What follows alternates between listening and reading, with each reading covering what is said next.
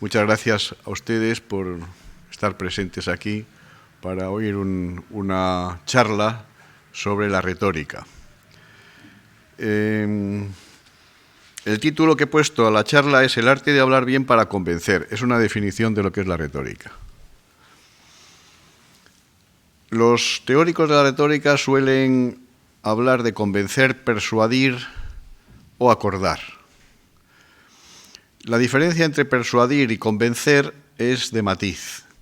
Persuadir sería algo menos interno, menos intimista que convencer, ¿no? Convencer parece que cuando una persona está convencida es que le sale ya de dentro aquello de lo que está convencido. En cambio, persuadir no acaba de estar convencido, pero bueno, más o menos está en la línea de lo que se le ha dicho, ¿no? Suelo poner el ejemplo de que cuando alguien dice, bueno, yo no voy a votar a ningún partido porque ninguno me convence. Dice, hombre, vota al menos malo. Y eso es una forma de persuadir más que de convencer. Entonces, esa persona vota a lo que le parece menos malo, de una manera que podemos decir, estaba persuadido de que tenía que votar, pero no convencido del todo, ¿no?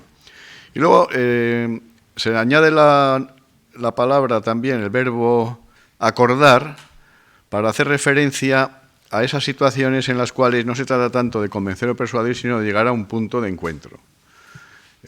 Típico de las negociaciones, de las mediaciones familiares o de los negocios, etc. Por tanto, esa es una definición muy breve, pero muy certera de lo que significa la retórica. La retórica es una actividad, o mejor dicho, un aspecto de la comunicación que usamos continuamente en nuestra vida diaria. Siempre digo que cuando decimos cualquier cosa a nuestros amigos, mira, no puedo ir contigo hoy porque tengo este problema, estamos dando a eso también un giro retórico, porque le estamos tratando de convencer de que es verdad lo que le estoy diciendo y que no puedo estar con él para ir a una película o a un partido de fútbol porque tengo una obligación o lo que sea, ¿no? Entonces, le estamos transmitiendo, no puedo ir porque, en fin, convéncete que esto es así. Entonces, la retórica está presente en todo acto de comunicación, pero hay actos explícitamente retóricos. Los actos explícitamente retóricos son aquellos en los cuales alguien se pone delante de un auditorio y trata de convencerles o de persuadirles de algo. El ejemplo típico son los pleitos judiciales. Los pleitos judiciales, el defensor trata de convencer al tribunal de que su patrocinado es inocente y el acusador trata de convencer de lo contrario, ¿no? Como decía Cicerón, en el género forense, en el género judicial, es donde se resume perfectamente lo que son todas las manifestaciones de la actividad retórica. ¿Cuáles son los elementos comunicacionales, los elementos comunicativos en todo discurso, en todo acto de comunicación? Primero es alguien que habla, que se le llama el rétor, el retórico, el orador. Ese alguien que habla a un auditorio. Por ejemplo, yo ahora soy el rétor o retórico y ustedes son el auditorio o audiencia. Luego está, en tercer lugar, el mensaje, es decir, lo que se transmite a través del acto de habla. Y después está el canal de comunicación. El canal de comunicación puede ser, como es actualmente en el presente momento, un canal directo donde el auditorio está presente de una forma inmediata y el retórico habla delante de todas las personas que componen el auditorio, ¿no? O puede ser a través de la radio, o puede ser a través de la prensa, porque la retórica no solamente es la retórica oral, sino también hay una retórica escrita, como después hablaremos, ¿no? Lo que hay que tener en cuenta es que en todo fenómeno de retórica hay dos polos, quien habla y quien escucha. El rétor, el orador, y el auditorio o audiencia. Por eso es muy importante hacer unas reflexiones sobre el concepto de auditorio o concepto de audiencia. Hay auditorios muy dispares. En primer lugar, tenemos auditorios que podemos llamar malos. El auditorio peor es el agresivo. Es decir, cuando un dirigente del Partido Popular pues, se encuentra con un auditorio de personas Izquierda Unida, ¿no? Por ejemplo, pues es un auditorio difícil, ¿no? Porque probablemente será agresivo porque le increparán o lo que sea. El auditorio agresivo, pues claro, es muy difícil que el retórico mantenga una relación normal con él, ¿no? Entonces, ¿qué actitud tener cuando una persona se encuentra con un auditorio agresivo? Bueno, mantener las formas, mantener la educación. Bueno, si ustedes no quieren dialogar, pues entonces me tengo que ir, ¿no? Entonces uno dice, bueno, hasta otra vez, ¿no? No queda otra. Luego, otro auditorio malo es el auditorio sordo, que son aquellos en los que no quieren oír. Por ejemplo, pues todos hemos visto películas donde el profesor se encuentra con unos alumnos que no les interesa nada de lo que pueda decirles, ¿no? Es el auditorio sordo. No quieren oír, no les interesa, diríamos que pasan olímpicamente de lo que les pueda interesar. Entonces, ahí la habilidad del retórico es tratar de meter al auditorio, meter a esos chicos, por ejemplo, en su temática. Bueno, para eso tiene que enfrentarse a esa situación pues con un poco de imaginación, ¿no? Tratar de empatizar o tener una vinculación con alguno de ellos para introducirles dentro de lo que es la comunicación, en este caso pedagógica o didáctica, ¿no? Luego tenemos el auditorio homogéneo y el auditorio heterogéneo. Un auditorio homogéneo está compuesto por personas de similares características, en cuanto a la edad, en cuanto a la formación. El auditorio homogéneo es un auditorio relativamente fácil porque sabes que vas a hablar ante personas de determinado nivel cultural y sabes muy bien en qué ámbito mental se mueven.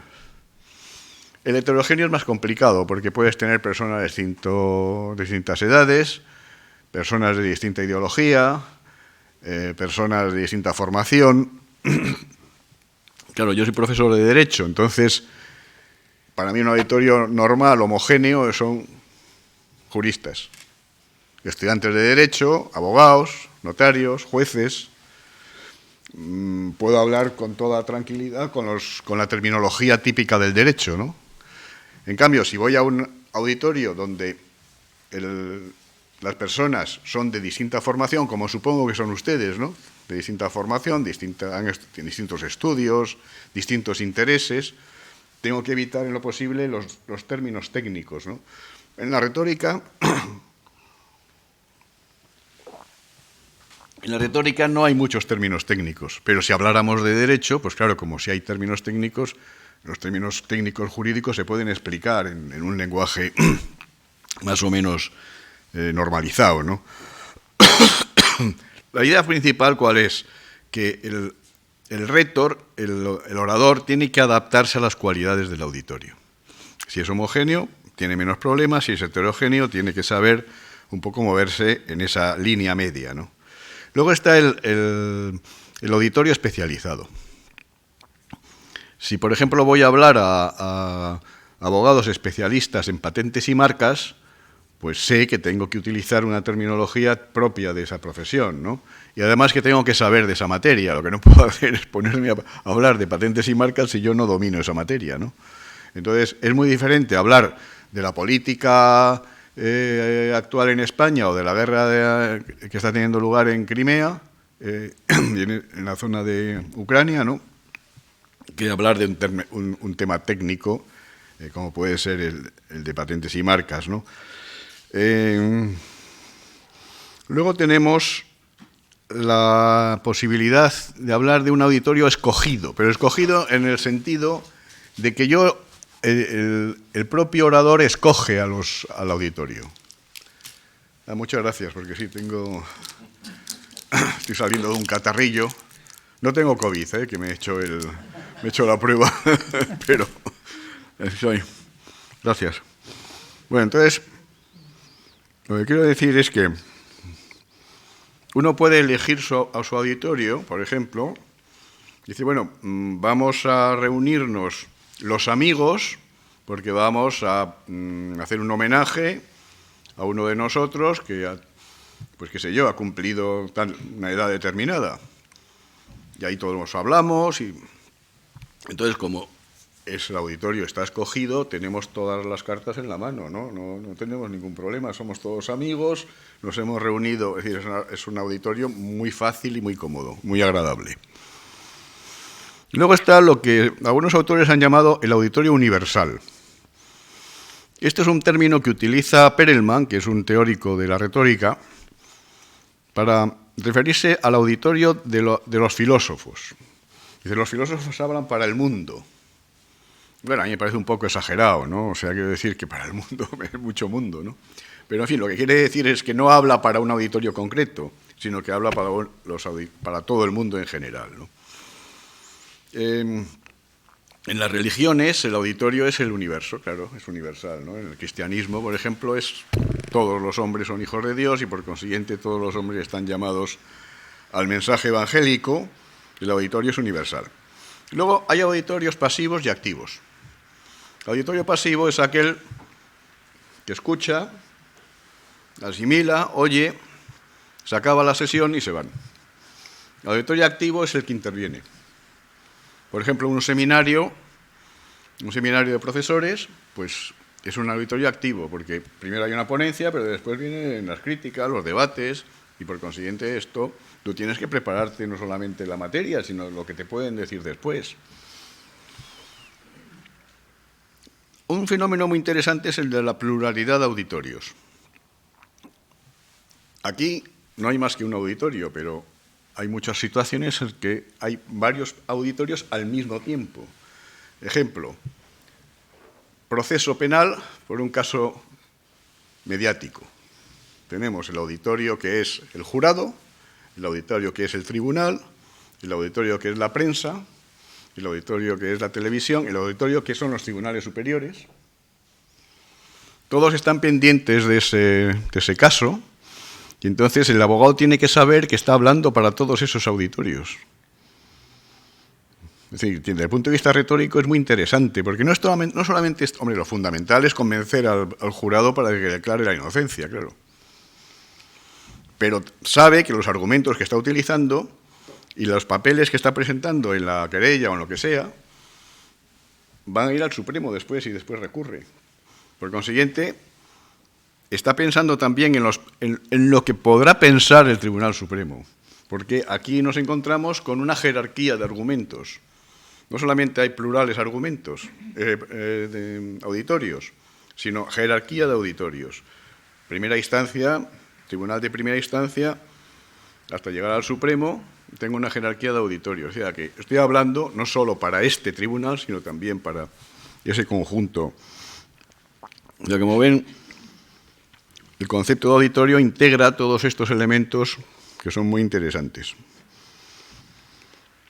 Lo fundamental en la retórica con el auditorio es que los componentes del auditorio se encuentren a gusto con lo que están oyendo, es decir, que puedan seguir o se utilice un lenguaje adecuado y, por consiguiente, no haya una falta de entendimiento, ¿no? Una falta de conexión, ¿no? entre el orador y los componentes del auditorio. Los clásicos de la retórica, a los que me referiré después, dicen que el principio básico del acto retórico es el decoro. Decoro significa equilibrio, significa que hay que utilizar el lenguaje adecuado, dependiendo también del auditorio. Si el auditorio es muy refinado, por decirlo así, en una materia determinada, y estoy hablando de esa materia, tendré que adaptarme a ella. El decoro también se refiere a los gestos, a la vestimenta, a la manera de presentarse. Todo eso influye en lo que es el acto retórico, ¿no? El acto retórico no solamente es lo que se dice, es cómo se dice, la manera en que se dice, los gestos que se utilizan, cómo uno se dirige a las personas, etc. Suelen utilizar tres términos los clásicos de la retórica, que son Aristóteles, Cicerón y Quintiliano, logos, ethos y pathos. Logos, la palabra. La palabra y la lógica. Uno cuando habla tiene que ser claro con las palabras, que se le entiendan los términos, al mismo tiempo que mantenga un orden, de la manera que exista un razonamiento coordinado. Eso es el logos. El ethos, naturalmente, la ética. Es decir, si un político está criticando la corrupción, pero él mismo ha incidido en problemas de corrupción, no se le cree. Lo importante de un retórico es la credibilidad. Por eso la ética es fundamental para la credibilidad. Sin ética no hay credibilidad y, por consiguiente, mejor que no te dediques a hablar, no te dediques a otra cosa. Entonces, el ethos es un componente básico del decoro. Y luego está el pathos. Pathos significa, de ahí viene patético, viene todo relativo a los sentimientos. De tal manera que el retórico debe de mover los sentimientos de acuerdo con su finalidad. La finalidad del retórico puede ser convencer de una posición política o transmitir un mensaje determinado de carácter religioso o de carácter social, y entonces en esa transmisión mover los sentimientos es un aspecto importante. Mover los sentimientos pues es algo que lo vemos todos los días, ¿no? Es decir, el político que se exalta para que sus correligionarios sientan la unión entre ellos, ¿no? O para que se convenzan de sus posiciones y se impliquen en sus actos, ¿no? Entonces, todo esto lo estudia la psicología social como un aspecto importante. Los seres humanos, cuando estamos en grupos, perdemos algo de nuestra individualidad y diríamos que los sentimientos colectivos nos afectan más, ¿no?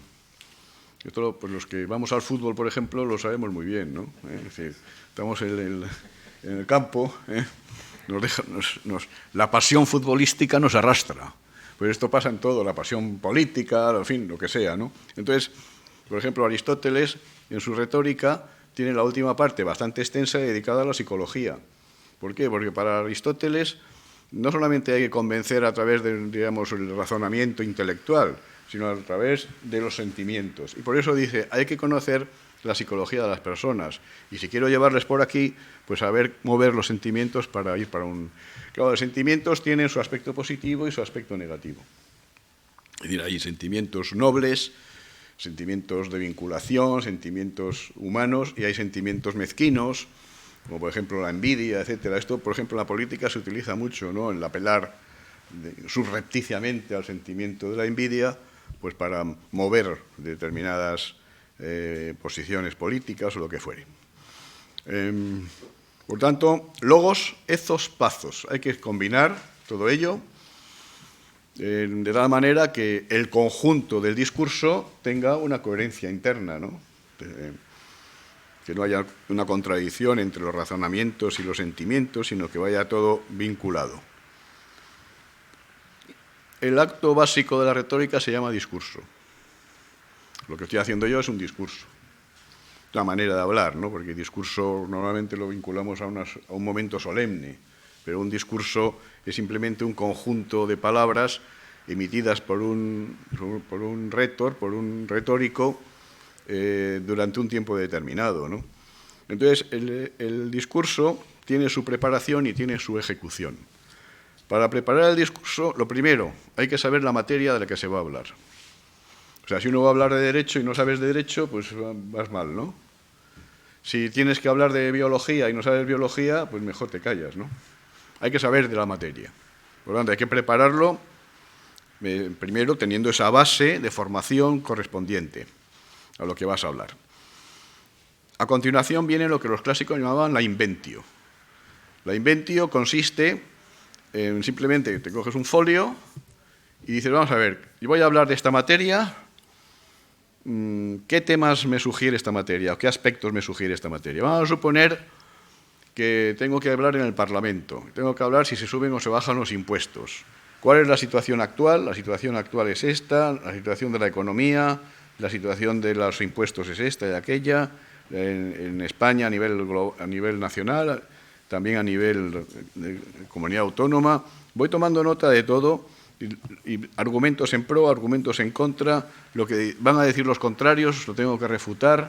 Es decir, todo lo que se me ocurre, esa es la inventio, que significa literalmente invención, pero es descubrimiento de los puntos que voy a tratar. A continuación de la inventio viene lo que los clásicos llaman dispositio, disponer en orden todos esos elementos. Me cojo otro folio y entonces pongo, ¿de qué voy a hablar primero? ¿De qué voy a hablar después? Es decir, para que haya un orden y para que vayamos en el discurso de menos a más. Porque un discurso que va de más a menos, pues pierde fuerza, ¿no? Entonces aquí los clásicos, por ejemplo, Cicerón dice los argumentos, ¿cómo hay que ponerlos? ¿En qué orden? Y dice siempre los más fuertes al principio y al final. Porque al principio empiezas fuerte en el discurso, lo que vas a defender, y después al final también para que causes la impresión. Y entre medio los argumentos o los aspectos menos relevantes, ¿no? O sea que digamos que según Cicerón, y además que tiene razón, cuando estás tratando de convencer a alguien tienes que empezar fuerte, luego moderar el tono, explicar, entrar en matizaciones, etcétera, y después acabar fuerte también. Ese sería el dispositio, el orden del discurso. A continuación, dicen los clásicos, viene la elocutio. Elocutio es qué expresiones, qué palabras voy a usar, qué giros de lenguaje voy a utilizar. Y incluso qué gestos, porque los gestos son formas de lenguaje, también voy a utilizar. Voy a utilizar la acusación, entonces el dedo índice, usted, o no voy a utilizar la acusación, sino que voy a tener un discurso más suave. ¿En qué sentido lo tengo que hacer? Eso es la elocutio. La elocutio, por consiguiente, es poner en lenguaje expreso, en lenguaje hablado, en lenguaje gesticulado, todo lo que voy a decir. Luego viene la memorización del discurso. Un discurso leído es un discurso fallido. Hombre, ya sabemos que los políticos leen, porque tienen miedo a meter la pata, ¿no? Y porque algunos se perderían si no tuvieran el papel delante, ¿no? Pero un discurso leído durante una hora, durante hora y media, podemos decir que aburre. Es difícil seguirlo. Es mucho mejor un discurso espontáneo. El orador, Cicerón, gran orador, cuando iba a los juicios, no leía. Podía llevar quizás un papel de índice de algunos puntos que quería desarrollar, pero era espontáneo porque lo tenía en la cabeza. Para eso, claro, el discurso hay que prepararlo bien. Por eso la última parte de la preparación es lo que llamaban la actio, es decir, ensayarlo. Si uno no tiene mucha experiencia, si tiene mucha experiencia toda la vida, está hablando ante un auditorio, que lo que nos pasa a los profesores, que toda la vida nos la pasamos hablando ante los alumnos, pues si no tienes experiencia, pues ¿qué es lo que te pasa, ¿no? Entonces, pero si no tienes experiencia, tienes que prepararlo, tienes que ensayarlo. Ensayarlo ante alguien o ante la pared, pero ensayarlo en definitiva. Una vez que tenemos preparado el discurso, viene la ejecución del mismo. Es decir, el momento en que me pongo delante de un conjunto de personas y me pongo a hablar. Entonces, primero, el exordio, el preámbulo. Saludar, buenas tardes, breve, conciso, agradable, pero sin dar mayor relevancia a la entronización, ¿no? Luego viene lo que llaman los clásicos la narratio, situación a la que me voy a referir. Hombre, se trata de como es esto, que es sobre un aspecto intelectual, pero poca narratio, pero si voy a hablar de un tema político o de un asunto jurídico, tengo que referirme a una situación de hecho, es decir, a una narración de acontecimientos, de problemas o de situaciones. ¿Cuál es el problema? ¿Qué es lo que pasa? ¿O qué es lo que ha pasado? Eso es la narratio. La narratio, claro, tengo que hacerla ya predisponiendo al auditorio a mi favor, porque los hechos, solía decir Nietzsche que no hay hechos sino interpretaciones. Es una exageración, los hechos existen, pero es verdad que a la hora de hablar de ellos se reconstruyen los hechos. De la manera que en un proceso penal o en un proceso civil sabemos que lo que dicen las partes son reconstrucciones personalizadas de los hechos. Pero primero, esto sucedió así, no, esto lo dice usted. No.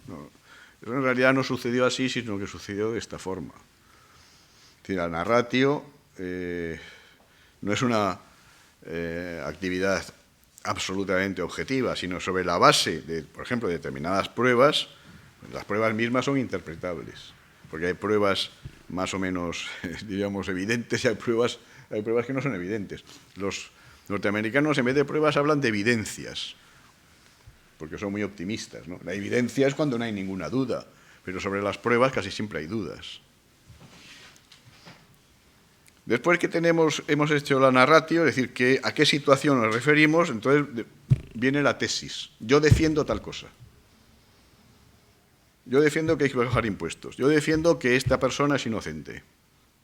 Porque estoy absolutamente convencido. Esto tiene que ser muy claro. ¿Qué es lo que defiende usted? Porque, claro, cuando encuentras un orador que te está hablando, y no sabemos qué es lo que defiende, nos quedamos sin albis. Y a continuación viene la argumentación. ¿Por qué defiendo esto? Los argumentos son los razonamientos en virtud de los cuales defiendo esa tesis y no otra. Los porqués. La argumentación es muy importante porque ahí es donde está el meollo del discurso para convencer, porque estoy utilizando razonamientos. En la retórica los razonamientos son razonables, son argumentos retóricos. No son razonamientos exactos, como dice Aristóteles, apodícticos. ¿Qué es un razonamiento apodíctico? Ejemplo típico, las matemáticas. Ahí no hay discusión, 2 y 2, 4, ¿no? Usted debía 1.000.000 de euros, ha pagado 500.000, pues sigue debiendo 500.000. ¿Dónde está la discusión? No hay discusión. Ese es un razonamiento apodíctico, que en el derecho, por ejemplo, se usa muy pocas veces, cuando está todo tan claro que no hay ninguna duda. Pero resulta que igual nadie no puede probar el deudor que ha pagado. Y si no puede probar que ha pagado, entonces nos tenemos que creer que ha pagado. Quiero decir que los argumentos apodícticos en el derecho escasamente, porque cuando se utilizan, si se ha probado que es así, pues entonces se acabó el pleito, ¿no? Los argumentos típicos en la retórica son razonamientos argumentativos, donde no hay exactitud ni absoluta seguridad, sino que lo que hay es razonabilidad, el peso razonable de los argumentos. Claro, el peso. El tribunal ha sopesado los argumentos de la parte defensora y ha llegado a la conclusión que tal y cual. Ha sopesado, ha ponderado, ha valorado. Todos estos adjetivos, o estos verbos, suponen, naturalmente, que esos argumentos no son apodícticos, no son exactos, no son seguros, sino que son razonables con un peso determinado. Pero claro, si la parte contraria da argumentos con más potentes, pues entonces igual la parte contraria es la que gana. La argumentatio, por consiguiente, tema central de la retórica. Y a la hora de la argumentatio, lo que se llama la refutatio o confutatio, que es refutar los argumentos adversarios. Por eso, cuando se prepara el pleito, hay que tener en cuenta lo que voy a decir y lo que va a decir el adversario. Incluso en el pleito puedo empezar con los argumentos del adversario. Y decir, el adversario va a decir esto, pero esto no es así por esto y por esto y por esto, ¿no? Y entonces ya estoy poniendo la venda antes de la herida, ¿no? Quizás mejor esperar, a ver qué pasa, a ver qué dice, ¿no? Para después contraargumentar. Pero a la hora de hacer la argumentación, tengo que ponerme también en la piel de la parte contraria y pensar cómo piensa la parte contraria. ¿Qué puede decir la parte contraria? Puede decir esto y esto y esto. ¿Y qué puedo decir yo contra la parte contraria en estos argumentos? Es decir, la argumentatio va unida a la confutatio en términos de la retórica latina, ¿no? Y luego se concluye con la peroratio, peroración, conclusión, que tiene que ser breve, clara, sintética. Que el tribunal se entere de lo que pasa y de lo que se quiere. Porque muchas veces los escritos de los abogados vienen, pero ¿usted qué pide? Eso me lo ha comentado una vez a un abogado, pero que dice, bueno, pero ¿usted qué es lo que pide? ¿No? Porque claro, al final no me he enterado de lo que pide. Tiene que estar claro al final qué es lo que pide. Y entonces, ¿y por qué lo pide? Entonces, esa conclusión es lo que llamaban los clásicos latinos la peroratio o conclusio. En la comunicación retórica es fundamental el aspecto físico, lo que se llama ahora comunicación no verbal, es decir, comunicación corporal, ¿no? Aspectos muy importantes. Por ejemplo, la voz. Claro, cada uno tiene la suya, ¿no? Entonces, bueno, pues no se puede, uno no puede. Pero sí es verdad que aunque no puedas cambiar de voz, sí puedes modificar si tienes una voz desagradable.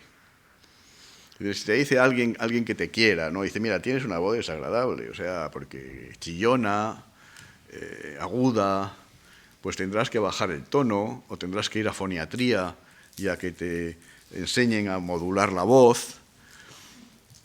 Se cuenta la anécdota de Demóstenes, ¿no? Que su padre, pues Demóstenes por lo visto era tartamudo y su padre desde que era niño pues quiso que fuera un gran orador, porque claro, en aquella época ser un gran orador era lo más, ¿no? Entonces le llevaba, eso eran padres, ¿no? Le llevaba a la playa en la zona de las rocas, donde el mar bramaba y pegaba con las olas, y entonces le ponía dos piedrecitas en la boca para que tuviera mayor dificultad aún, y le hacía hablar y que se le oyera, a pesar del ruido de las olas, ¿no? Y así transformó, se dice, esto de los griegos siempre está lleno de leyendas, ¿no? Se dice que se transformó a un niño con muchas dificultades para hablar en un gran orador. Bueno, pues quizás sea verdad, merece la pena que sea verdad. En cualquier caso, la voz es fundamental. En el momento del discurso, también la voz hay que modularla. Hay que saber hacer altos, dar un cierto misterio a la cosa, no tener siempre el mismo tono, sino cambiar. No es fácil, ¿no? Pero hay que procurar hacerlo así. Luego los gestos del rostro. No hay que hacer gestos especiales con la boca, con la frente, con los ojos, sino mantener una actitud normal, ¿no? En la medida de lo posible. Con los ojos es conveniente lo que se llama el contacto visual. Contacto visual quiere decir que si estoy hablando, pues no esté continuamente mirando a mi querido amigo Ginés. Parece que la cosa va entre él y yo, pero ustedes no. Ni tampoco que esté mirando a una persona del auditorio exclusivamente, o que esté mirando al frente, ¿no? Sin mirar a las personas. Hay que mirar a las personas, hay que mirarlas a los ojos, pero no demasiado constantemente a una solo, ¿no? Porque esa persona se puede sentir cohibida, porque me mira a mí tanto este señor, ¿no? Entonces, pasear la mirada, el contacto visual implica contacto humano, ¿no? Entonces, eso es importante. ¿Mesa o no mesa? Claro, en este caso no tenemos elección, porque a mí me han dicho, te sientas aquí y te coges el micrófono, pues a la orden. Claro, pero puedes decir, bueno, tenemos la posibilidad de ponerte el micrófono aquí, y entonces voy por las clases, por ejemplo, con los alumnos, pues el no estar sentado todo el rato a veces es mejor, porque le da más, la clase tiene más dinamicidad, tiene como una cosa más vibrante, ¿no? Vas al encerado, escribes, tal, haces un esquema. Entonces, todo esto contribuye a que la comunicación sea más activa, ¿no? De tal manera, la mesa tiene algunas ventajas. Puedes tener un esquema, como tengo yo aquí, y casi parece como que no lo tengo. Si vas de pie y tienes el esquema lo tienes que tener en la mano, ¿no? Claro, si lo tienes en la mano y estás continuamente pegado al esquema, pues no. Porque da la sensación de que no eres capaz de desvincularte del esquema. Tienes que saber tener el esquema, pero no estar demasiado pendiente del esquema, ¿no? Luego, por ejemplo, si tienes 20 folios que estás más o menos leyendo, pues hay algunos conferenciantes que hacen así, pegan al micrófono, y eso es fatal. Entonces tienes que saber hacer esto. Tienes que saber, estos son trucos que sabemos los profesores de cuando hacíamos oposiciones, ahora ya eso no funciona igual, pero en las épocas que hacíamos oposiciones a cátedra, pues que tenías 6 ejercicios de 1 hora cada uno ante un tribunal de 5 miembros, tú sabías muy bien que tú podías tener, bueno, en mi época no podías tener más que un folio de esquema por las 2 caras, eso sí. Después abrieron la mano y podían tener pues más folios, pero claro, no leer, pero sí podías pasarlos porque los tenías trabajados y subrayados, ¿no? Entonces, ¿qué importancia tiene eso? Mucha, porque dar la impresión de que dependes demasiado de los papeles es que eres mal orador y por lo tanto mal docente. Es como se interpretaba antes. Si es mal orador, es mal docente. Y por tanto no le voto. Bueno, después, la mesa proporciona seguridad, pero también separa.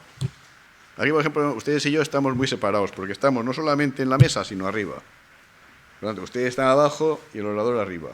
Nuestro contacto comunicacional es un poco rígido. Que no, bueno, no está mal, ¿no? Pero hay que saberlo. En cambio, si yo bajo ahí y hablo, tal, les miro más de cerca, el contacto es más directo. Entonces, dependiendo, naturalmente, de la situación concreta y del ambiente que queramos desarrollar, pues hay que saberlo así, ¿no? Si uno está de pie, claro, y va para aquí, para allá, pues si va demasiado, pues al final también es... No, tiene que ser una cosa moderada, ¿eh? El uso del PowerPoint, etcétera, a veces distrae demasiado. Personalmente yo nunca uso PowerPoint. Yo si tengo que usar algo, uso la pizarra. Nombre, ¿eh? Perelman, pongo Perelman. Pero todo lo digo de forma espontánea. Bueno, después...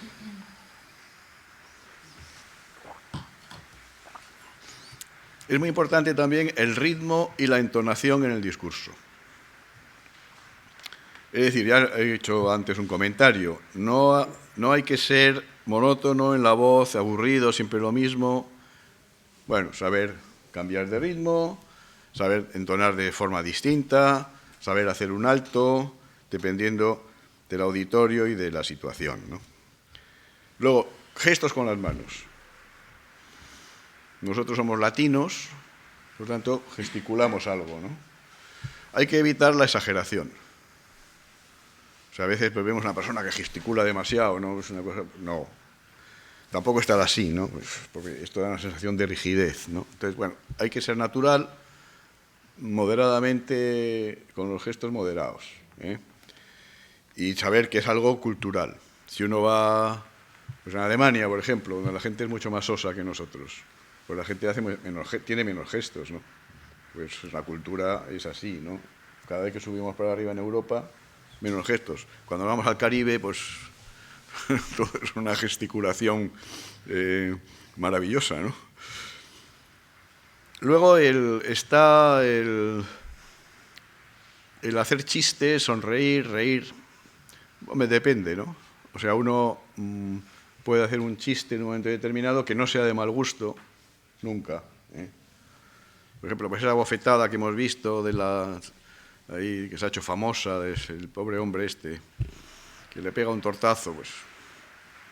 O sea, son ejemplos feos, porque es feo el chiste, es feo el tortazo, es feo todo. Retóricamente un desastre, ¿eh? Sonrisa, sí, si viene a cuento, ¿no? Porque una persona que está siempre sonriendo, pero no sabemos por qué. Es decir, ¿se puede hacer un chiste en un tema serio? Pues depende, ¿no? Si estamos en un funeral, pues mejor no, ¿no? Si estamos en una situación triste de algo que nos preocupa, pues los chistes no... Si estamos en un juicio penal, hacer un chiste, pues no sé, no parece, ¿no? Luego está el tema del traje. Bueno, el traje en el mundo jurídico lo tenemos claro. Traje y corbata. Con lo cual te levantas por la mañana y no tienes que pensar. Te pones camisa, corbata y te vas. Se acabó. Ahora la cosa se ha complicado, porque a ver qué me pongo, ¿no? Porque es sábado. Oye, que si es sábado y hay una reunión, pues no puedo ponerme traje y corbata, porque la gente va ya en plan informal, ¿no? Bueno, entonces, ¿qué me pongo? Ah, pues no sé, ¿no? en tiempos, como no teníamos esa preocupación, siempre era traje y corbata. Simplificando totalmente la cuestión. Hoy la cosa se ha complicado. La gente joven pues tiene otra manera de vestirse y me parece muy bien, porque cada generación es diferente, pero en los actos públicos los señores debemos llevar traje y corbata. Actos públicos, diríamos, pues como puede ser un acto como este o algo así, ¿no? Nosotros los tres que estamos aquí tenemos traje y corbata, o sea, hemos cumplido religiosamente. El auditorio no importa, el auditorio, como se entiende, que, bueno, que vienen cómodos. Para mí es cómodo llevar traje y corbata, ¿no? Y adaptar la vestimenta, bueno, las señoras igual, las señoras tienen más libertad, pero en fin, hay también unos límites de buen gusto, etcétera, ¿no? Y luego adaptarse a la situación social. No es lo mismo ir a una fiesta de fin de año o a un cumpleaños, pues que presentarse en un funeral por un colega que se ha muerto, ¿no? No sé, cada situación tiene su retórica, entre comillas. Bueno, hay un aspecto muy importante de la argumentación que se refiere a las pruebas de los hechos. No sé si tengo tiempo, porque son las 8:05. Las pruebas de los hechos. Esto se estudia en el derecho procesal y es muy interesante desde el punto de vista retórico. La prueba documental, la prueba testifical, la prueba de la inspección judicial, la prueba pericial, es decir, todo eso se estudia en el derecho procesal, de la manera que, claro, todo lo que es el derecho probatorio es, por decirlo así, una concreción excelente de lo que llamamos pruebas en los argumentos. Claro, en la vida ordinaria normalmente no presentamos pruebas, sino que decimos nuestros argumentos de una manera distinta, ¿no? Y bueno, quiero decir con eso que el estudio de las pruebas es un estudio típicamente jurídico, porque, entre otras cosas, la retórica, y ahora voy a entrar en eso, la retórica surge vinculada al derecho. ¿Cómo surge la retórica? Bueno, aquí hay leyendas para todos los gustos, pero hay una, que es que la retórica surge como actividad consciente, porque la retórica ha existido siempre, ¿no? Pero como actividad consciente surge en la Magna Grecia, se llamaba así a lo que es hoy Sicilia, el sur de la bota italiana, ¿no? Y entonces en la Magna Grecia se dice que hubo unos tiranos que se hicieron con el poder y repartieron las tierras entre sus huestes, expropiando a todos. Y fue allí uno que decía, expropiese, expropiese. Lo recuerda alguien, ¿no? Y entonces, dice, expropiese. Se quedaban ellos, los soldados, con las tierras. Hubo después, años después, pues revueltas, etcétera, y los tiranos cayeron, y entonces se planteó la situación de cómo devolver las tierras a sus antiguos propietarios. Y bueno, los griegos, que eran muy especiales, dijeron, bueno, pues vamos a constituir unos tribunales de muchos miembros, 400, 500 miembros, que tenían los tribunales griegos eran así, y que defienda cada uno su título, personalmente, o sea, sin abogado, sin representante. Pero claro, eran hombres de campo, eran labriegos. Le daba miedo enfrentarse a un tribunal con tantos miembros, hablar en público, no sabían hacerlo. Y entonces aparecen dos figuras legendarias, porque hay de todo, dicen que no existieron, dicen que eran el mismo, que hablaba, se contradecía a sí mismo, Tisias y Córax. Entonces dicen, somos maestros de retórica y nosotros vamos a enseñar a cómo se defienden las posiciones ante el tribunal. Y así dicen los griegos que surgió la retórica, es decir, que tiene un origen, si esa historia es verdad, tiene un origen jurídico. La retórica va vinculada al derecho, va vinculada a los tribunales, va vinculada a lo que se llama retórica forense. Por eso se habla de distintos géneros.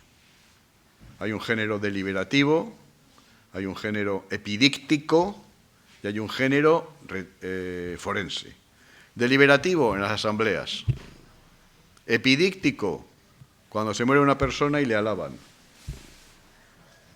Qué bueno era, tal, hombre, haberlo dicho cuando se vivía, ¿no?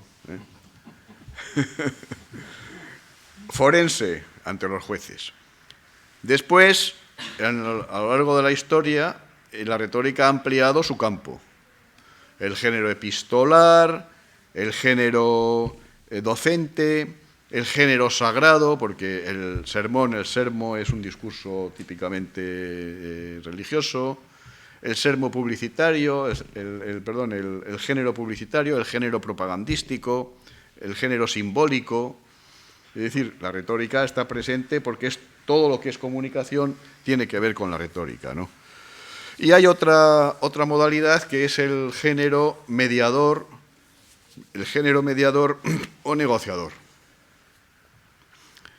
que hoy día tiene mucho éxito porque, bueno, cómo se negocia un contrato o cómo se media en una situación familiar difícil. Hay que convencer a las partes, etcétera, ¿no? Entonces, todo eso forma parte de géneros retóricos. Y bueno, yo no quiero extenderme más porque son las 8:10 y quizás quieran hacerme alguna pregunta, ¿eh? Estoy a su disposición. Disparen sin miedo.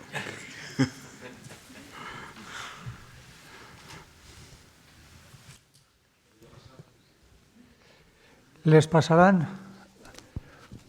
un micrófono. Voy a pasarles, si está allí detrás. Profesor, dos preguntas que tenemos online. Gracias.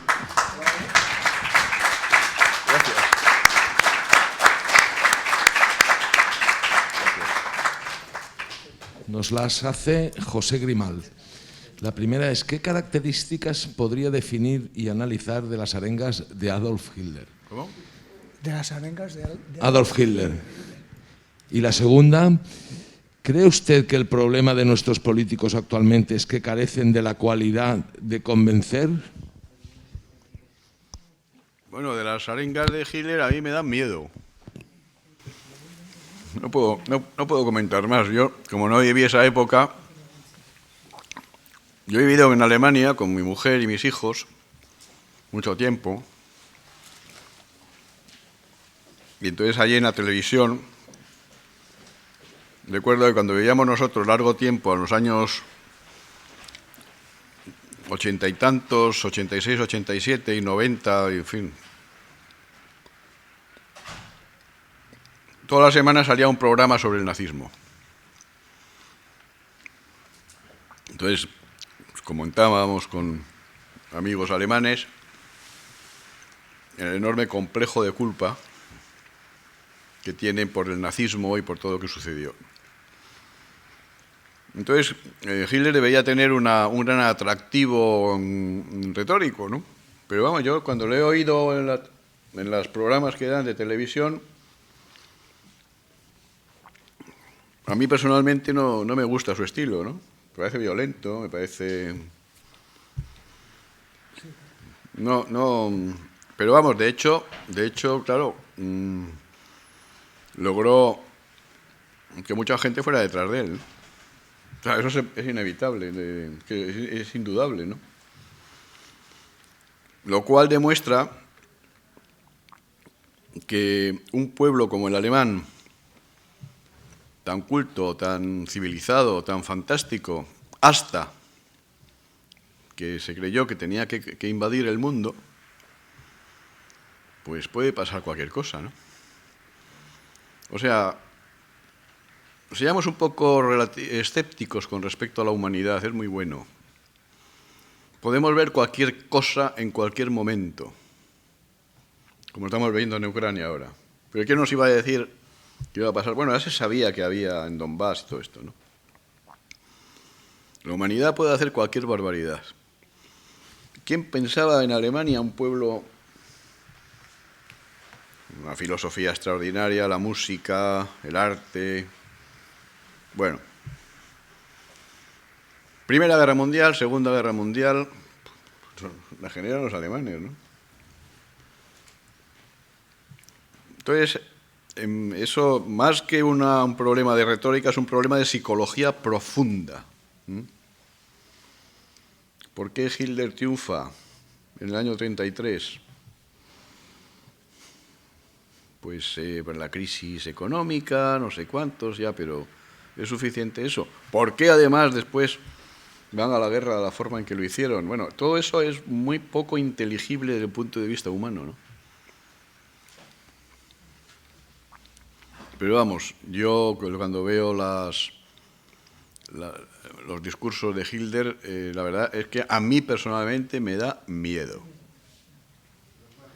O sea, miedo en el sentido de que yo con este tío no quiero saber nada.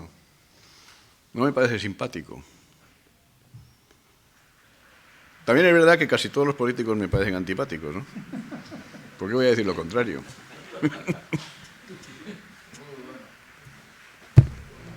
¿La segunda cuál era? Incapacidad de los políticos para convencer. Bueno, eso es una pregunta. Incapacidad de los políticos para convencer, no sé. No he sido político nunca, ni... Reconozco que tengo una cierta antipatía a la política. No porque no sea necesaria, porque claro, o sea, es absolutamente necesaria, ¿no? Pero la actividad política implica, pues, a veces juego sucio, ¿no? Y eso es complicado, es muy complicado, humanamente es muy complicado. Pero vamos, dentro de lo que cabe,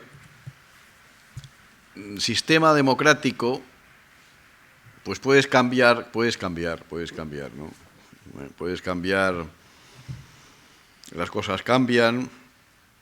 Es decir, bueno, la famosa frase, ¿no? La democracia es el peor de los regímenes posibles a excepción de todos los demás. Pues claro, lo otro que es. Yo me conformo con que no haya guerra. Yo me conformo con eso, o sea, y que, hombre, si además estamos bien educados y no nos tiramos los trastos a la cabeza, yo me conformo con eso, con un mediocre pasar, en la política me refiero. Y, bueno, yo tengo amigos políticos.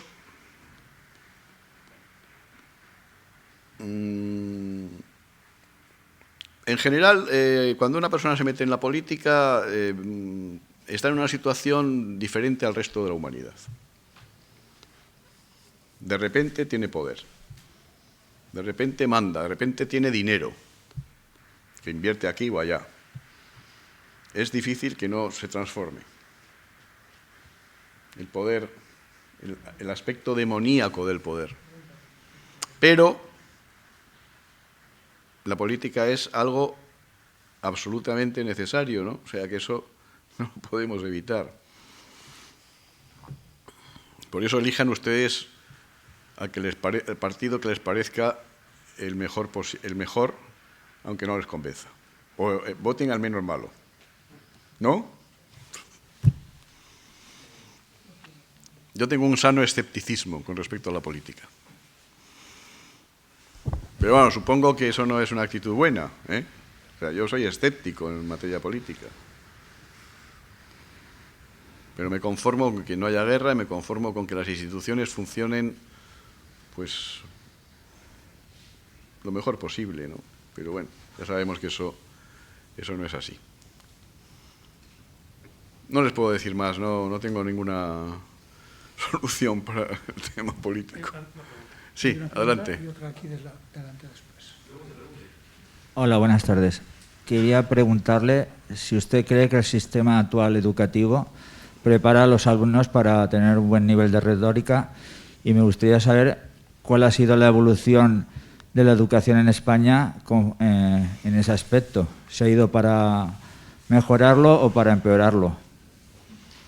Bueno, yo puedo contar mi experiencia personal, porque, claro, en España, al tener tanta variedad de comunidades autónomas, cada comunidad autónoma es un mundo.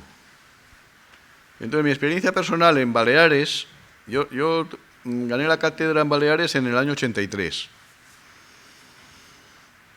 Y entonces, bueno, es una comunidad autónoma bilingüe, igual que es esta, y he tenido algunos alumnos que han tenido, algunos, pero tampoco muchos, algún problema con el lenguaje, de personas, alumnos que vivían en el centro de la isla, pues por Inca y en fin, todos esos pueblos que hay y que hablaban en su casa mallorquín, en la escuela mallorquín. Bueno, entonces, algunos han tenido algún problema con el idioma, ¿no? Porque en la Facultad de Derecho lo normal es que tengas grupos en lengua castellana y grupos en lengua mallorquina o catalana. Yo, como soy peninsular, pues hablaba en español siempre, en castellano. Nunca tuve ningún problema. Yo el catalán lo entiendo porque sé francés y entonces enseguida, bueno, y el lenguaje jurídico es igual, prácticamente, ¿no? Entonces, alguna vez, pero rara vez, me preguntaban en la clase, ¿puedo preguntarle en catalán? Digo, pues sí, pregunte. Pero eso me pasó muy pocas veces. Y luego los exámenes los podían hacer en español o en catalán o mallorquín. Y bueno, pues tengo que remontar 10 años atrás para encontrar un examen en catalán, otros 10 o 12 años para encontrar otro. O sea que la inmensa mayoría... El problema de las lenguas en España es un problema político. No es un problema cultural ni idiomático. Pero es un problema que sirve para, de alguna forma, separar. Yo cuando llegué a Mallorca me llamaban el catedràtic foraster. O sea que yo soy forastero aquí, no estoy en mi patria. Bueno, me lo tomaba un poco a broma, ¿no? Porque todavía tengo buenos amigos allí, pero catedràtic foraster, bueno, es cosa más rara. Quiero decir, el idioma se puede usar para comunicarse o para no comunicarse. El idioma puede ser un instrumento de unión y un instrumento de desunión. Entonces, que duda cabe que hay personas, partidos o lo que sea, que prefieren utilizarlo como un instrumento de desunión, ¿no? Entonces, bueno, en ese sentido, la docencia, recargando el acento en el idioma propio de la región que sea, pues yo creo que recargando excesivamente el acento, o sea, no moderadamente, sino que, bueno, pues, todas las asignaturas en catalán, pues me parece que es empobrecer, en mi opinión. Luego, en cuanto a los alumnos, yo tengo que decir que yo tenía vamos a poner, un grupo de 100 alumnos, de los cuales prácticamente todos los años, entre 15 y 20, eran excelentes. Luego tenía unos 40, 50, que bueno, bien. Y luego tenía un grupito al final, pero vamos, esto estábamos hablando en primero de Derecho, ¿no? Pues que no les interesaba nada, ¿no? Porque su padre le había dicho, oye, tú Derecho, porque lo digo yo, y se acabó, ¿no? ¿Y qué quiero decir con esto? Mi experiencia con los alumnos en Baleares es muy buena, muy buena. El penúltimo curso que estuve allí, tuve problemas para dar matrículas de honor de la cantidad de gente que tenía sobresaliente. Por cierto, casi todo chicas. Porque era una cosa impresionante los exámenes que hacían, ¿no? Yo soy bastante exigente, tengo que reconocerlo, y un poco autoritario con los alumnos, ¿no? Yo no creo en la cosa esta de vamos a tomar una caña por ahí, ¿no? Entonces, al principio están un poco, porque yo les exijo, pues les controlo a través del campus. Tenemos una red interna de, ¿cómo se dice eso? De intranet, ¿eh? Y entonces toda la semana les ponía ejercicios para las lecciones que les iba a explicar en la próxima semana. De tal manera que iban a clase, tengo un libro de texto, pues con eso estudiado, ¿no? De tal manera que, claro, cuando tú les controlas de esa manera, pues los alumnos estudian todas las semanas y cuando llegan al final es que saben. Se les ponían las notas porque sabían, no porque les regalara nada, ¿no? Entonces, mi experiencia con los alumnos en Baleares es muy buena. La docencia depende mucho de los profesores. La ley puede decir X, Y, Z. Hombre, claro, si la ley te obliga a que tú no puedes explicar el descubrimiento de América, pues me parece un disparate, ¿no? En historia, ¿no? Pero lo importante es cómo funcionan los profesores. Porque, en definitiva, tú haces la clase dentro de lo que es la libertad de cátedra y lo que es tu materia. Claro, yo explico teoría del derecho, no puedo explicar zoología, ¿no? Pero yo puedo explicar teoría del derecho y exigirla como me parezca bien, de una manera razonable y argumentada. Entonces, mi experiencia es buena. Con los nuevos cambios, pues no sé, yo no tengo criterio, porque no sé cómo eso evolucionará. Pero también hay que tener en cuenta que cada comunidad autónoma tiene su librillo, ¿eh? Cada comunidad autónoma matiza las cosas. No sé cómo será aquí en Valencia, ¿no? Pero mi experiencia como docente es que el nivel de los alumnos en una minoría bastante buena, o sea, por una minoría, en 100 alumnos, que haya 15 o 20 muy buenos, está muy bien. Si miro al pasado, pues cuando daba clase en la Universidad Complutense, no ha variado expresamente. Ahora, eso sí, las materias estas que, vamos a ver, aquí se estudia geografía, pero solo de la región o de la comunidad autónoma. ¿Pero y por qué? No tiene sentido.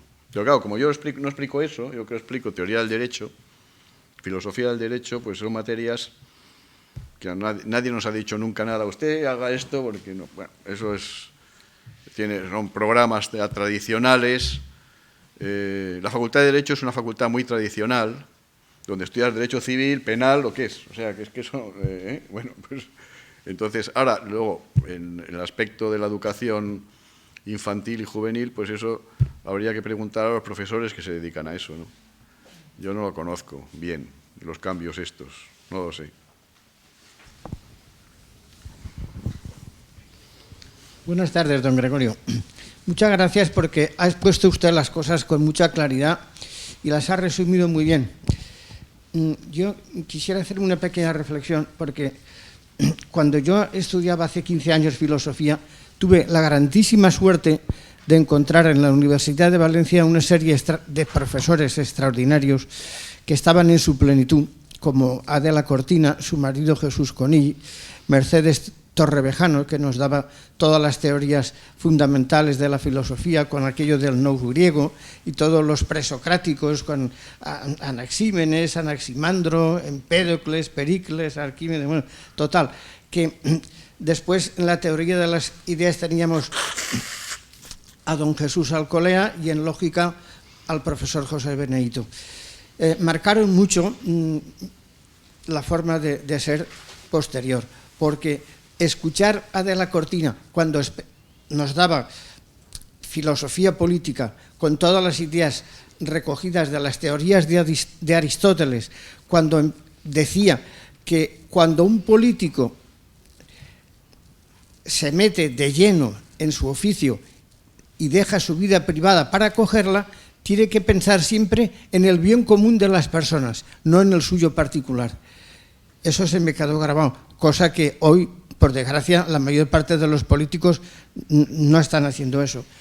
Después, quiero hacerle una pregunta y es referente a la nueva ley que han sacado de no estudiar en el bachillerato ni filosofía ni tampoco historia de España a partir de 1812. Eso me parece a mí que es una forma de querer adoctrinar a las personas según la ideología concreta del gobierno que está mandando. A mí, sinceramente, me parece que quitar la filosofía es quitar el pensamiento de las personas. O sea que no estamos educando personas, estamos educando masas para manejarlas como queramos. Sí, es un empobrecimiento, sin ninguna duda, estoy de acuerdo con usted. Estoy de acuerdo. Es un empobrecimiento Es decir, una asignatura como la filosofía que abre la mente, pues, y que plantea los problemas de todo género, ¿no? Científicos, existenciales, qué duda cabe, ¿no? Que abre la mente y suprimirla, pues no me parece adecuado. Por otra parte, la historia, pues, dice, no se va a hacer historia cronológicamente, pues si la historia es el tiempo, y el tiempo es cronología, ¿qué me cuenta usted? La historia es ver lo que ha sucedido a lo largo del tiempo. Dice, no, se va a estudiar temáticamente. Bueno, pues, temáticamente será una vez que sabe uno si en el siglo XV pasó esto y en el siglo XVII pasó aquello, ¿no? Entonces puedes decir, bueno, pues vamos a estudiar ahora las revoluciones. Hubo revoluciones en Roma, hubo tal, pero claro, pero estudiar abstractamente temáticas sin tener en cuenta lo que ha sucedido precedentemente hasta llegar a nuestro tiempo, pues yo creo que es absurdo, ¿no? O sea, la historia es el estudio de la humanidad en el tiempo. Claro, porque precisamente la filosofía se basa en la experiencia. Si nos quitan las experiencias anteriores, ¿dónde vamos? Exacto, estoy de acuerdo con usted.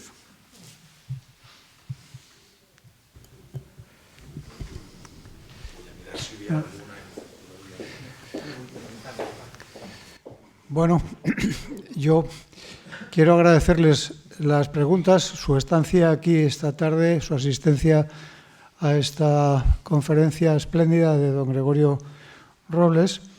Quiero agradecer, que antes no lo hemos dicho, a todas las personas que están en la red en este momento y que me indican que hay una pregunta más en la red.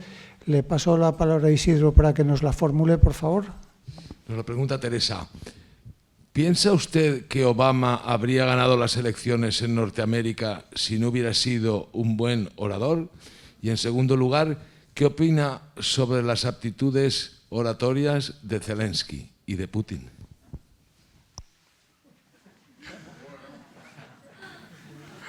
Bueno, pero esto parece que tengo que ser especialista en la oratoria de los políticos actuales. Yo creo que Obama es un buen comunicador. Sí, yo creo que es un buen... Otra cosa es que esté uno de acuerdo con él o no, que son dos cosas distintas. Uno puede estar en desacuerdo, pero sí es un buen comunicador. Es un hombre que simpatiza mucho con el auditorio, es simpático, es agradable. Yo creo, así como, por ejemplo, Trump pues se empeña en ser desagradable, pues, y a veces lo consigue, pues Obama se empeña en ser agradable, ¿no? O sea, una cuestión también de empeñarse en algo, ¿no? Luego ya, claro, las políticas concretas, pues hay que separar lo que es la comunicación de después las políticas concretas, ¿no? Porque a veces los políticos te dicen una cosa, hacen lo contrario. No quiero poner ejemplos. Entonces, luego, pues, yo, claro, no sigo la... Hombre, vamos a ver, la retórica del líder de Ucrania es de angustia, ¿no? O sea, quiero decir que es una persona, primero, que, dada su procedencia, un cómico, ¿no? Un cómico que llega al poder, pues nadie se puede esperar que tenga esa entidad personal, ¿no? O sea, aquí yo resisto hasta que me maten, ¿no? Ahora, la retórica concreta, pues como yo no sé el idioma ucraniano, ¿no? Pues no sé muy bien, ¿eh? O sea, las cosas que dice, bueno, va pidiendo ayuda, ¿no? O sea, bueno, es una retórica de supervivencia, ¿eh? Y el Putin, pues es un chuleta, sencillamente, o sea, aquí estoy yo y aquí entro porque yo quiero, ¿no? Vamos, la impresión que tengo, ¿no? O sea, bueno, no sé, bueno, yo eso no puedo calificarlo así, pero es un hombre que no tiene, desde luego, que no siente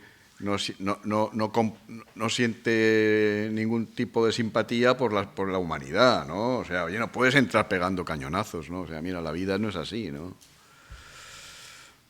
Es decir, ahora, retóricamente, pues no sé qué les contará a los rusos este hombre, no sé, ¿no? Cuando aparece ahí, pues da la sensación de una persona omnipotente que se dirige a los demás como zapatillas rusas, nunca mejor dicho. ¿Hay una pregunta más? Sí, la última pregunta, y por lo menos no está relacionada con la política. Nos la hace Nelson y pregunta qué opina usted sobre el lenguaje inclusivo. Bueno, el lenguaje siempre es inclusivo. Si yo digo señoras y señores, es inclusivo. Si digo señores, hasta mañana, también es inclusivo, porque incluye a las señoras, ¿no? Por supuesto. Ahora, ¿qué quiere decir el lenguaje inclusivo por parte de la tendencia feminista? Pues que hay que decir todos y todas, miembros y miembras, etcétera. Yo siempre digo lo mismo, el lenguaje es un uso social. Por tanto, hablamos como se habla.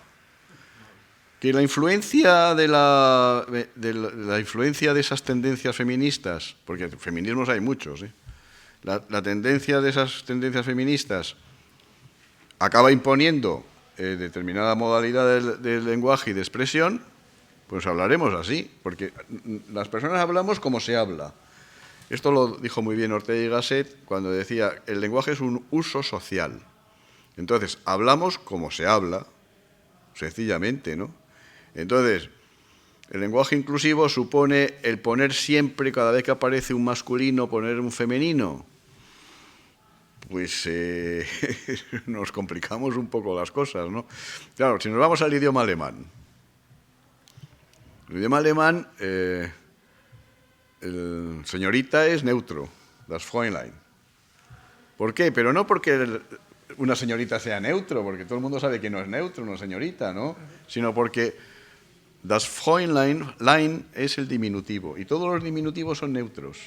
O sea, la razón de que Fräulein sea neutro es que es diminutivo. Y como acaba en Lein, hay esas terminaciones en alemán que son diminutivos, y entonces son neutro. Bueno, entonces, ¿podemos decir entonces que el idioma alemán es sexista porque Fräulein es diminutivo y es neutro? Pues no, es que se dice así, ¿no? En alemán el sol es femenino, die Sonne. La luna es masculina, der Mond. ¿Qué pasa? Pues nada. El sol es que como es masculino, parece que es más importante que la luna. Pero en alemán es al revés. Quiero decir, los idiomas son como son. Y evolucionan. Y en esa evolución, las cosas van cambiando, pues según la sociedad lo incorpora. Pero a veces no porque alguien se empeñe, sino porque la sociedad incorpora eso de una forma natural. Pero el idioma tiende a simplificarse. Entonces, claro, es verdad que la cultura en conjunto está centrada en el protagonismo masculino y recientemente las mujeres han accedido al trabajo, que es una transformación profunda de toda la sociedad. La revolución por excelencia del siglo XX es el acceso de las mujeres al trabajo. Bienvenidas sean, ¿no? Pero el tema del lenguaje será como la gente lo hable. O sea, yo no tengo nada en contra de decir, bueno, todas y todos y todas, bueno, si se dice así, pero yo lo que veo es que la mayor parte de la gente sigue diciendo todos. Todos vamos a la fiesta. Oye, todos y todas vamos a la fiesta. Pues no se dice. No tiene sentido. Bueno, podrá tener sentido, yo no digo que no, sino que simplemente no se dice. Porque el lenguaje tiende a la simplificación. ¿Por qué? Por economía expresiva. Entonces, ahora, que eso no quiere decir que naturalmente no haya que tener en cuenta al sexo femenino en todas nuestras... Decimos profesores y profesoras, el decano y la decana, sí, el juez y la jueza, pero hay jueces, mujeres, que prefieren que sean la juez. O lo prefieren, entonces ¿en qué quedamos? Pues eso veremos cómo se articula, ¿no? ¿El fiscal y la fiscala? Pues no, la fiscal. Claro, entonces... En cambio, se dice el abogado y la abogada. Es que el idioma, hay cosas que permite y otras que suenan mal. La fiscala suena mal, ¿no? No sé por qué, pero la fiscal suena bien, ¿no? Entonces, el idioma no es lo que un grupo de personas... debemos hablar así. Bueno, pues mire usted, se empeña en hablar así, pues, pero la sociedad, ¿cómo habla? Esto es el idioma, ¿no? Claro.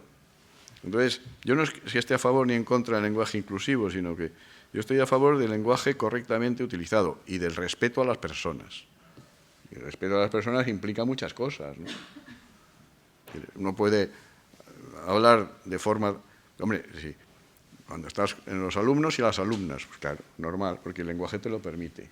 Pero los miembros y las miembras, pues el lenguaje igual no lo permite, ¿no? Suena raro, ¿no? Ahora, que se empeñan en decir miembras y acaba todo el mundo de decir miembras, bueno, pues muy bien, pues miembras. No tengo ningún inconveniente. No sé si me explico lo que quiero decir. Claro. Bien. Bueno, yo quisiera que cerrara el acto el profesor Ginés Marco, pero les quiero dar un dato. En este momento en la red hay suscritos 64.400 personas, que no personas, y que por lo tanto pues considero que es un éxito notable para esta Escuela de Filosofía y para el Ateneo.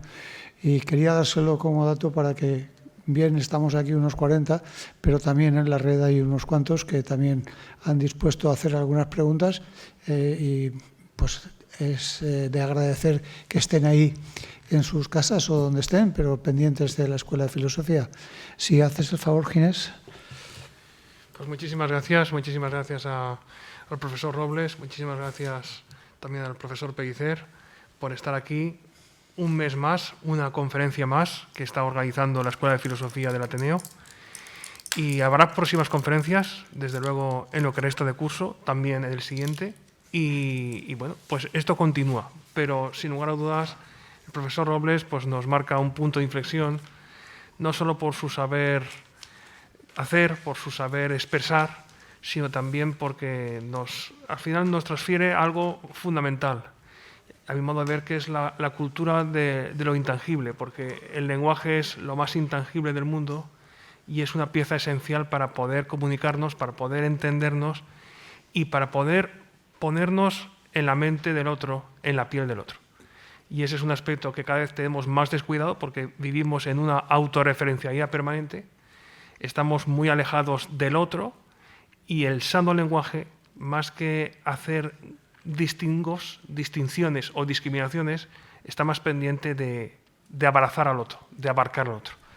Pues que conferencias como esta nos ayuden precisamente a valorar esa comunicación externa a gran escala, también a valorar una sana comunicación interna en el ámbito de las organizaciones y, por supuesto, a no descuidar esa comunicación en el ámbito de la familia, porque si no comunicamos en la familia no podemos construir sociedad, no podemos construir ningún proyecto sólido. Por tanto, Estado, sociedad, familia se interrelacionan y de qué modo, y no para eclipsar el Estado al resto de entidades. Esta es, digamos, una de las cartas de naturaleza que tiene esta escuela, en esta versión que estamos transmitiendo, que tiene desde luego un trasfondo también pasado del humanismo cristiano, como es tan propio de la Asociación de Grupos de Estudios de la Actualidad que lidera esta escuela, pero más allá de ello estamos muy abiertos también a escuchar los testimonios de todos ustedes, a mejorar también, a recibir todo tipo de indicaciones, de sugerencias para próximos eventos que vayamos organizando y sobre todo que podamos pensar y podamos argumentar conjuntamente, en el sentido más dialéctico de la expresión, para buscar todos juntos la verdad. Porque retórica sin verdad pues degenera en una palabrería inútil que incluso es un desdoro para el lenguaje y para la ejemplaridad a la que algunos aspiramos o sobre todo vemos y queremos que otros sean nuestros referentes. Muchos políticos, ha salido a colación la alusión, pues no están precisamente dominando el lenguaje o la retórica, más bien están manipulando, que es una expresión perversa, peyorativa, un mal uso de la retórica. Pero la retórica puede y debe tener un buen uso y ese buen uso, más allá de adjetivos es, sobre todo, a mi modo de ver, dar importancia a lo que lo tiene, relativizar aquello que no lo tiene y, sobre todo, dar razones. Dar razones no a base de sentimentalismos, no a base de emotivismos, dar razones ponderadas, dar razones profundas. Y ahí la retórica, sin lugar a dudas, encaja, se inserta en la filosofía y precisamente por eso, como disciplina instrumental o auxiliar de la filosofía, tenía que estar presente y también representada por el profesor Robles en esta Escuela de Filosofía. Así que seguimos filosofando, seguimos argumentando y agradecemos muchísimo al profesor Robles su gran esfuerzo para estar aquí con nosotros y, por supuesto, seguimos todos juntos en los próximos meses desarrollando actividades abiertas al gran público, actividades bimodales también para quienes no pueden estar aquí presencialmente, pero como si estuvieran, a los efectos de poder preguntar y participar, y sobre todo, todos sumando en momentos en los que hay tantos que restan y algunos más que dividen, vamos a sumar y vamos a multiplicar esfuerzos por construir una mejor sociedad. Muchas gracias.